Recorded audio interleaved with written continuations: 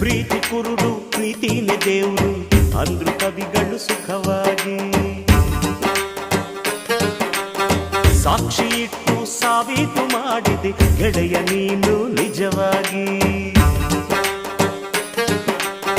ಕಾಣದಿರುವ ದೇವರೊಡನೆ ಮಾತನಾಡೋ ಭಕ್ತನಂತೆ ಗೆಳೆಯ ನೀನಾದೆ, ಗೆಳೆಯ ನೀನಾದೆ.